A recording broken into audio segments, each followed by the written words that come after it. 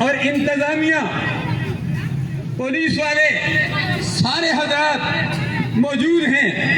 ان کی موجودگی میں بتا دینا چاہتا ہوں کہ سب سے پہلے ختم نبوت کے لیے حضرت صدیق اکبر رضی اللہ تعالیٰ عنہ نے جنگ یمامہ سے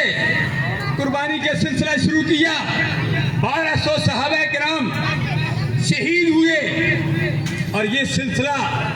چلتا رہا۔ اسمبلی سے باہر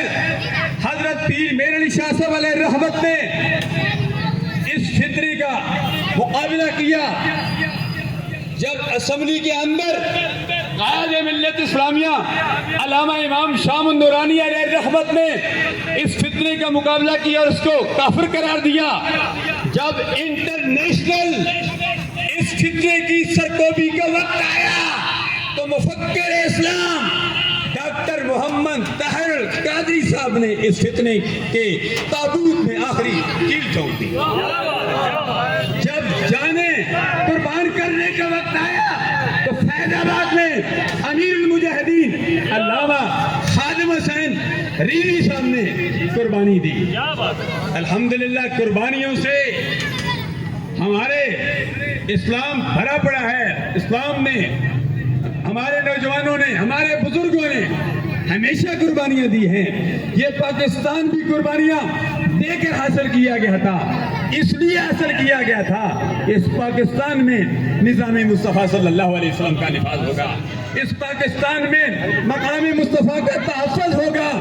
اور اسی سلسلے کو بڑھانے کے لیے کل انشاءاللہ العزیز حسب سابق مرکزی سیرت کمیٹی ضلع تک کے زیر اہتمام، زیر نگرانی، جس طرح آج کے سلسلہ جاری و ساری ہے، کل انشاءاللہ جمعیت علماء پاکستان، انجمن نوجوانان اسلام، انجمن طلباء اسلام کے زیر اہتمام اسی چوک فوارہ، جس کا نام 20 سال قبل کرنل انور صاحب نے، صوبائی وزیر صاحب نے میلاد چوک رکھا، اسی چوک میں کل انشاءاللہ بعد نماز عصر پرچم کشائی بھی کی جائے گی۔ میں بھی اختتام پر ابھی جاتا ہوں، آخری کلمے، وقت کے دامن میں گنجائش نہیں ہے۔ یہ پرچم کشائی اس لیے کی جائے گی کہ امام الانبیاء صلی اللہ علیہ وسلم کی جب آمد ہوئی، اللہ نے خود پرچم کشائی کے حکم دیا۔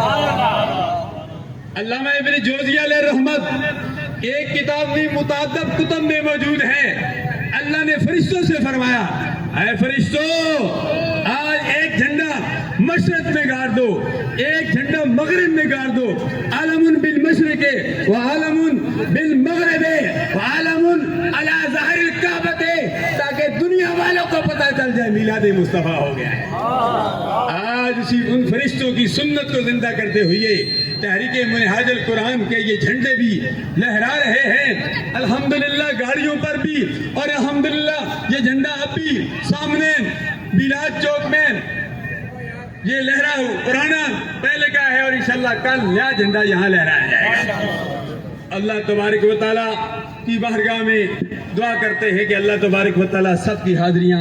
اپنی بارگاہ عادیت میں مقبول و منظور فرمائے۔ جامعہ حقانیہ ظہر العلوم میں بھی گولڈن جوبلی کے حوالے سے جس طرح پورے پاکستان میں